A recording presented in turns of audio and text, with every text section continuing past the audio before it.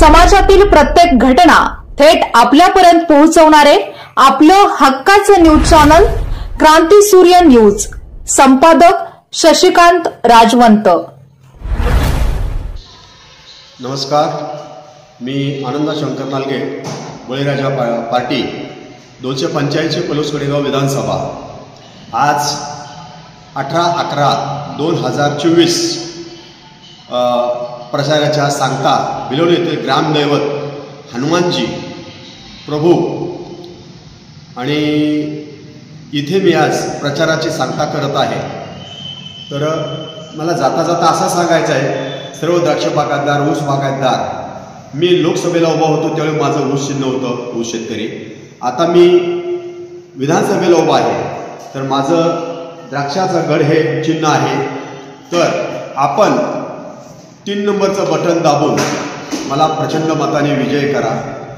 आज शेतकऱ्याला कुठल्याही प्रकारचा हमीभाव नाही, सुशिक्षित बेकारी वाढलेली आहे, मोठे धनेदानगडे उमेदवार प्रस्थापित हे फक्त पैशाचा वापर करून सुशिक्षित बेकारांना वापर करून घेत आहेत आणि नंतर इलेक्शन झालं मग काय त्यांची केराच्या टोपलीमध्ये त्यांची भरती होते, रोज उठायचे साहेब येत आहेत आणि माझं काम होत आहे। कुठल्याही प्रकारचं असं काय होत नाही आहे। माझ्या तरुण सुशिक्षित बेकार बंधू भगिनींना आग्रहाची कळकळीची विनंती आहे, हे यांच्या मोठ्यांच्या चादरा पलटी वगैरे करायचं सोडून द्या।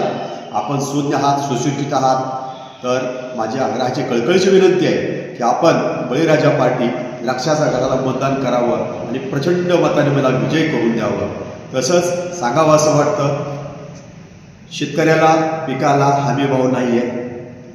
रस्त्याची मंजुरी अर्धा किलोमीटरची असते, त्याच्यामध्ये माती भरली जाते आणि निधी आणलेला सांगतात, निधी कमी पडून देणार नाही म्हणून सांगतात। अशा प्रकारे हे चाललेली सगळी टोटली फसवेगिरी आहे। तर मतदात्याला भगिनीला मला सांगायचं एवढंच आहे की आपण द्राक्षाच्या घरावरती मतदान करून मला प्रचंड मताने विजय करा। तसंच आज प्रत्येकजण म्हणतोय मी कृष्णाचं पाणी आणलेलं आहे, धूपचं पाणी आणलेलं आहे।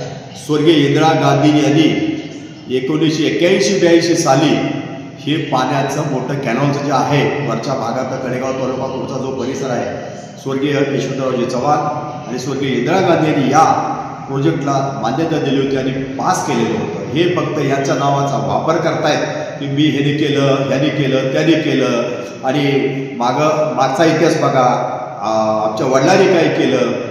बरेच जण आपल्या फक्त याचा उपयोग करून मतं मागतायत। तर आपण शुद्ध मतदार आहात। मला एवढंच सांगायचं आहे याच्यामध्ये की आज बिलोली येथील हनुमान मंदिरामध्ये मी प्रचाराची सांगता करतोय। आज औदंबूरला दत्त मंदिर आहे, आजपर्यंत त्याचा कुठल्याही प्रकाश विकास झालेला नाही आहे। नदीवरची पुलं आहेत, महापूर येतोय, हे फक्त मी केलं, मी निधी आणला। निधी हा सगळा जे असतो जनतेचाच असतो, पैसा असतो तो जनतेचाच असतो। तर आपण शुद्ध मतदार आहात। परवा 20/11/2024ला बळीराजा पार्टी द्राक्षाचा घड मतदान करून आपण त्या रूपाने दाखवा की बाबा खरंच आम्हाला बदल करायचा आहे। जर आपण बदल केला तर 100% सगळ्या गोष्टीचा बदल होईल। यांची चाललेली घराणीशाही, बाप झाला की मुलगा, मुलगा झाला की चुलता, चुलता झाला की काका, आपा, दादा, अण्णा, ह्या सगळ्याचा खोटा बाजार चालू आहे। तुमच्या माझ्यासारखा कोणीही आमदार खासदार होऊ शकत नाही, लक्षात ठेवा। पण मी जिद्दीनं ताकदीनं उतरतो, प्रत्येक वेळेला उतरत असतोय। 19ला होतो, 14ला होतो, आता 24ला आहे। तर माझी सगळ्या मतदात्यांना विनंती आहे की आपण द्राक्षाच्या गडावरती बटन दाबून प्रचंड मताने विजय करून द्यावं, हीच आपल्याला आग्रहाची कळकळीची विनंती। जय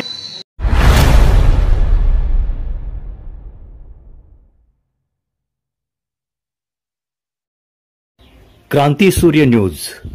संपादक शशिकांत राजवंत। सबस्क्राईब करा,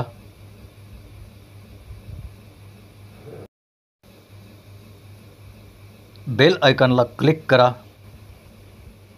आणि लाईक करायला विसरू नका।